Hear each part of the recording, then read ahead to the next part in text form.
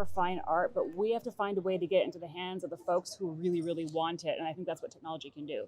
That's just really exciting. Yeah, I think so. I'd be excited about a good old $80 million. Well, also someone from ballet. So I mean, Yeah. you know, that was not the mainstream at that time. It was probably more mainstream than it is now. But he was able to embrace technology and go from being He was like a pop star. Yeah. Yes, and Totally. become a Really pop star. achieve that scale. Yeah. And that's why more people are able to actually appreciate it, because it doesn't need to be niche. It's like it's beautiful. Everybody, people can appreciate it. Then you need to work to appreciate it, because it's not just like some passive activity, but it's beautiful. And so the question is, what vehicles can we use to distribute that? And I think in the context of the art and music space, this has been an area where artists have been taken advantage of a lot of times, because it's always about, well, you're getting more exposure. Oh, you have to stay on that treadmill. Otherwise, I mean, if the music stops, then you don't have a paycheck. And so there's been a lot of taking advantage of people. This is an opportunity to change that bargaining power. And I love how you took your own challenge. You know, like I imagine you were pretty close to like COVID could have killed your career. That was probably the most likely outcome. But instead, you took your own personal challenge. You overcame it, and now you're bringing that to others and helping them. Yeah. And you're creating a platform where artists in what was a niche can now be empowered to make a living. I love what you're doing, and that so aligns with the whole reason we build ÄTTN.LIVE. To empower creators. No, I mean, it's so vital to be resilient no matter what you do. But I have to say, COVID, I mean, I would say in the course of my life, it was probably the fourth time where my career could have been over because of history of my life. So I was like, oh, this again. I know this. Oh, it's a time to innovate, time to hunker down. The first time I got cancer and almost lost my voice, had to overcome that at the beginning of my career, like right when I finished school. And then, you know, there were other challenges and just life. So you were actually already prepared. Yes, I mean, for me, I had already been through such upheaval that when the pandemic happened, I was like, we're in this mode. All right, let's build, let's go. And it's not that it wasn't hard, but I had already had to develop a thick skin. And I think that's whenever anybody's building or innovating, that's what it takes, because you're going to hear no. I didn't know you could hear no just as much in entrepreneurship as you do as a performer. So now I just get to hear no twice the amount that I used to. It's great. and I love the fact, I mean, that's how we connected, this whole social purpose behind it. You're an artist. You're also an amazing human being. You're a very spiritual human being that wants to make the world better. That's how we initially met and really connected. I met your dad too. He was such a powerful guy.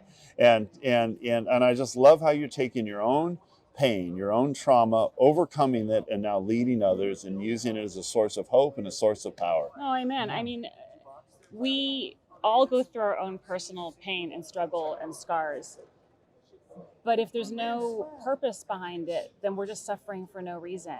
And the thing is, that's universal. Every single person goes through their own stuff. And so, you know, my thing isn't special or unique. It's just my story. And what I love about what you guys have built with, I mean, you know, I'm an artist through and through, but what I love is that this is a new distribution channel for me to reach the people who want to invest in that story and be part of a community.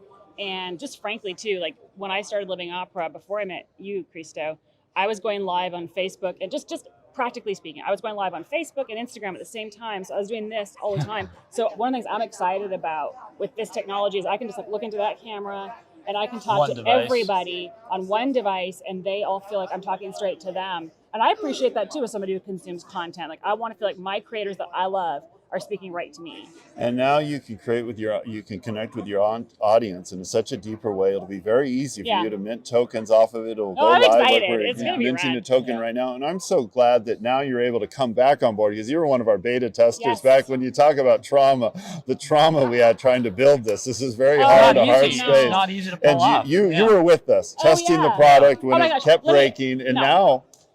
Let me tell you something, because Christos knows this. I think every person has a calling. Every person has gifts and talents and things they're meant to cultivate. And I think we kind of know what those things are when we start to feel that excitement, like that butterfly thing. And I remember, it's probably a couple weeks before I met either of you, I remember a mutual friend of ours explaining NFTs. And I was like, what is this? And I just felt, I don't know, you guys, just a pull. Like, I knew that there was something here that was going to change the world and change the world that I'm called to. And I was like, okay, I've just got to follow what this You is. got to be a part of that. Because I'm starting to feel the same excitement that I felt the first time I picked up a flute, the first time I sang. And I was like, that's really, wow, rad. Like, okay, really this cool. is technology. I didn't know I was going to get pumped up about as an opera singer. I spend most of the time singing scales. But I get really excited being in these kinds of environments and meeting people and meeting builders. And that's really inspiring to me.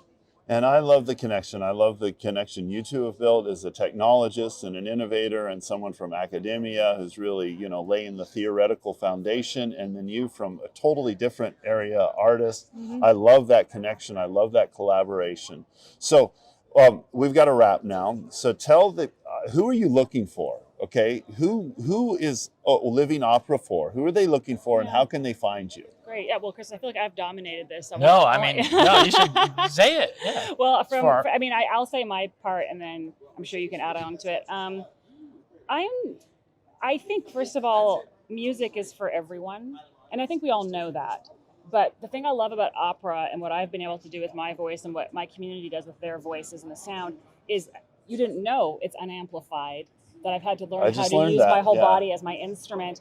And I think there's something very visceral and exciting and special about that can really, what I say about opera is the reason why we have opera is sometimes there are griefs and pains and joys and experiences that are so big, you literally need a sound as big as opera. You need an orchestra as big as 100-piece Strauss orchestra. It's not going to cut it to have something small in that visceral moment. And that's what opera is, and that's what it does. And so people who are looking for just like a whole mind, body, soul experience, that's what the art form is for. So I'm looking for those people who want to engage with what we're doing, but then ultimately go to the theater. Both for artists, yes, maybe young artists like yourself who feel called to that. Yes, you're basically Living Opera mentors them, but also you're saying like, let's introduce this art form to the world. Totally. Yeah, this is a powerful thing that is something we haven't experienced yet. Ultimately, whenever if anybody even ever engages Living Opera or engages with our content,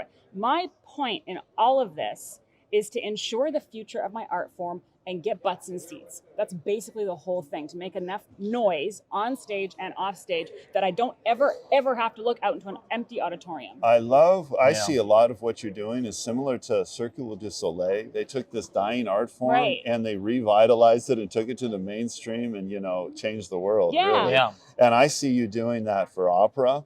And it's very exciting. So how can people find you? You're on social media. How do they find you on social media? Living Opera? So we have a Living Opera Instagram channel, and that's where I do a lot of our educational. It's Living Opera. Yeah. Okay. Yeah, it's educational educational content. Yeah. My personal Instagram is Soula Parassidis. If anybody. How do you spell that? Soula, like soul with an A on the end. Parassidis.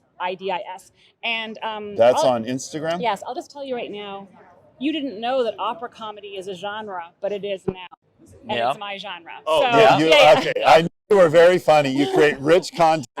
You just want to laugh, follow her. She's hilarious. And they're creating very, very good. You don't even need to know anything about opera to see that it's funny. No. But then the more that you learn about opera, you're like, oh, wow, that actually is even funnier than I thought it was. But you have to talk about your research really quickly also for people who want to understand the backbone. The last thing to say is that what we're doing, we're trying to build coalitions. We're trying to build bridges to see a better future. And so to do that, you have to have different tools. And so some of it is technology. Some of it is like the actual art. That's kind of the fuel behind it. Some of it is research. And so what we've been trying to build is anchored in the underlying data. So some of the research that we've put out has been about how are artists actually doing? And because if artists are doing pretty well, like, why make such a fuss about it? And we know that artists are not doing too well, but is that just anecdotes, or is that something that actually is born in the data? And so, yes, we published a paper in the Journal of Cultural Economics that shows artists have been, their wages have been declining over time. And importantly, and maybe counterintuitively, the more education that an artist gets, actually the less that they earn, not even counting the debt that they incur because of tuition.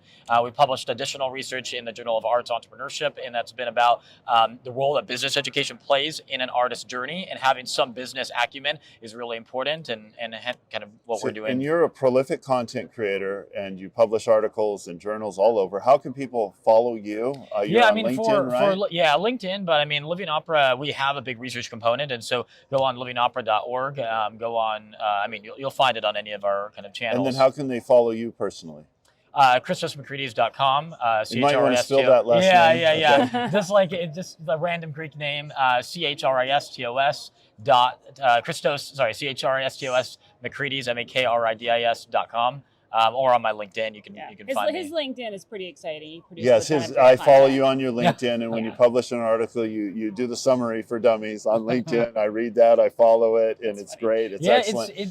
What I really appreciate you is what you just brought out, the data. It's so hard to know who you can trust. When you make claims, it's very transparent, and you back them up with data, and I feel that is so important. That's one of the reasons we wanted to create ATTN.LIVE, to create a different ecosystem that brings truth out and allows people to be more transparent, own their data, but also be accountable to not just make stuff up, but to back it up. There's like an audit trail, and so there's a little bit more incentive for an individual. If they're going to make a claim, then it's there, and so you have to be accountable to it versus it just kind of like fades away. And you're not just talking, you're leading with example, doing the hard work to bring the data there. Yeah. So I love what you're doing. One other group that needs to reach out to them, like if you running an opera, or you're running a classic house, or if you're running a ballet, reach out to them. Reach out to Soula and Christos, because you can they can advise you so much at how to revitalize these art forms. Like, I want to introduce you to new ballet in San Jose, in Silicon Valley. The ballet in Silicon Valley couldn't make a go of it.